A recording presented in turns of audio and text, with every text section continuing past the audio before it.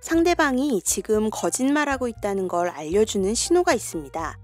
그 신호를 잘 파악하면 거짓말이 눈에 보이고 귀에 들리게 되는데요.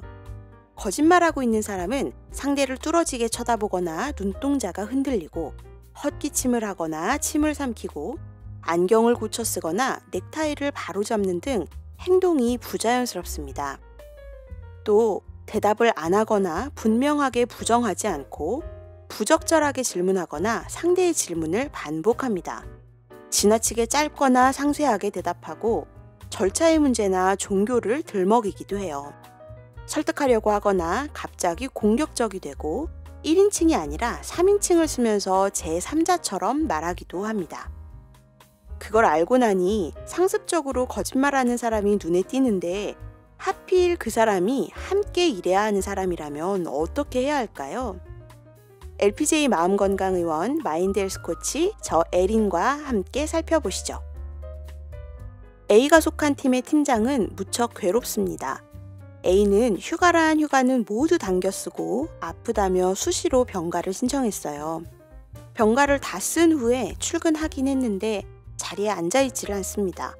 근무 태도를 지적받고 자리를 지키게는 됐지만 여전히 업무에 집중하지는 않아요. A가 해야 했던 일들이 팀장과 다른 팀원들에게 자꾸 넘어오고 있습니다. 거짓말도 상습적으로 합니다. 업무를 체크하면 시작도 안 했으면서 다 했다고 보고하고 처리한 자료를 보자고 하면 갑자기 컴퓨터 파일이 삭제됐다고 둘러대요. 업무 태만이 확인돼서 추궁하면 온갖 핑계를 대면서 다른 사람에게 책임을 돌립니다. 가끔 믿을 수 없는 일도 일어납니다. 팀장이 정시에 퇴근하면 매번 A가 야근 식대를 청구하는데 A가 야근하는 모습을 본 사람은 아무도 없는 거죠.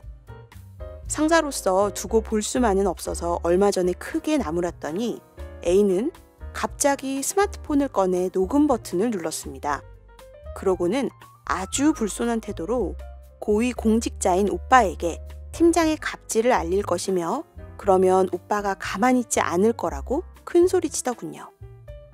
그동안 팀장은 물론 팀원 모두가 A를 포용하려고 최선을 다했습니다. 달래기도 하고 어르기도 하고 할 수 있는 방법은 다 썼어요. 하지만 아무 소용이 없었습니다. 팀원 하나 때문에 팀 분위기가 엉망이에요.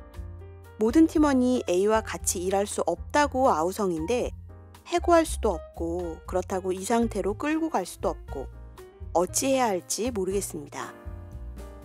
사람들은 왜 거짓말을 할까요? 거짓말은 선의의 거짓말, 악의의 거짓말, 모호한 거짓말로 나눌 수 있습니다. 선의의 거짓말은 좋은 의도로 하는 거짓말입니다. 상대를 배려하고 위하며 수단이 아닌 목적으로 대하죠. 악의의 거짓말은 나쁜 의도로 하는 거짓말입니다. 피해를 주면서까지 자기 이익을 추구하고 상대를 목적이 아닌 수단으로 대합니다. 모호한 거짓말은 마음에 없는 말을 하는 겁니다. 아부, 위선, 허세, 과장 등으로 상대를 즐겁게 하면서 반사 이익을 추구합니다. 그런데 가장 흔한 거짓말은 남이 아니라 자신을 속이는 합리화입니다. 실수하고도 남 탓으로 돌리고 짜증내고도 훈계한 것처럼 둘러대고 비난하고도 조언한 것처럼 자신을 속일 때가 많죠. 자신에게 유리하게 해석하는 겁니다.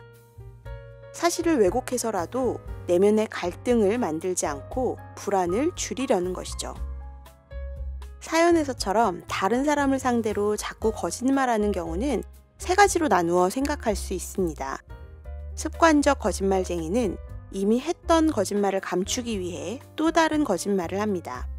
반사회적 성격 장애에서 흔한데 사기꾼이 바로 전문적으로 거짓말을 하는 습관적 거짓말쟁이입니다.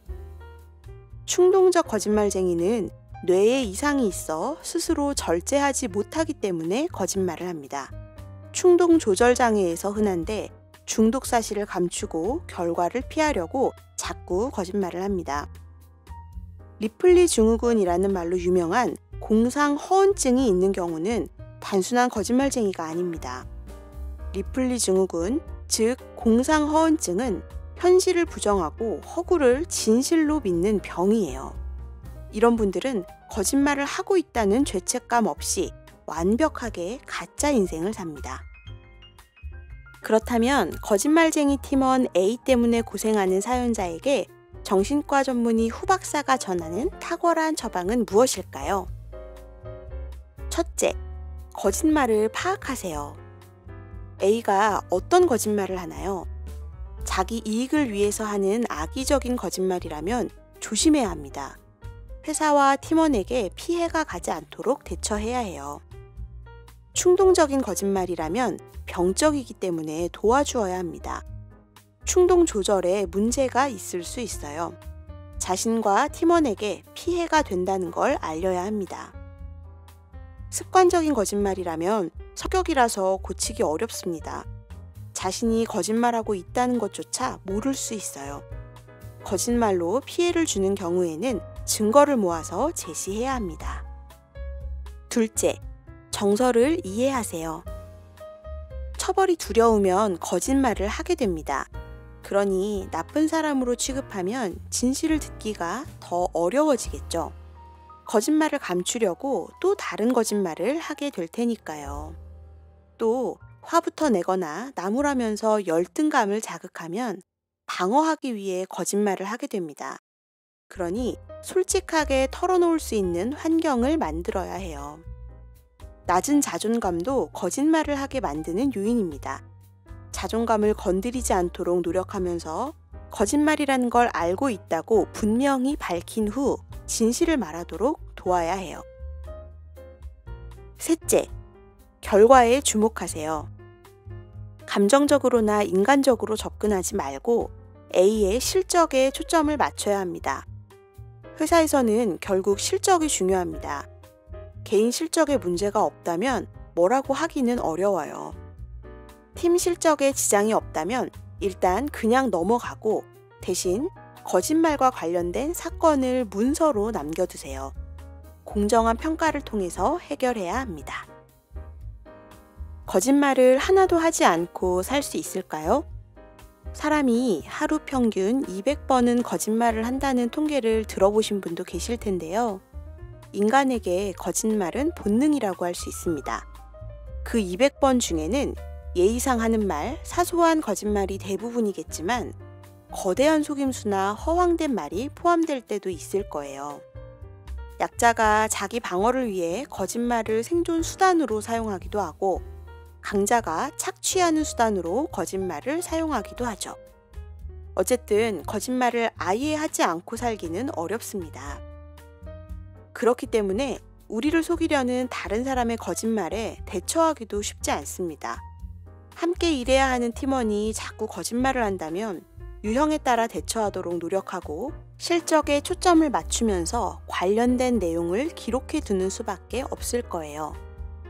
A가 거짓말을 자주 한다는 걸 알고 있으니 그대로 속지는 않을 거라는 게 그나마 다행이라면 다행입니다.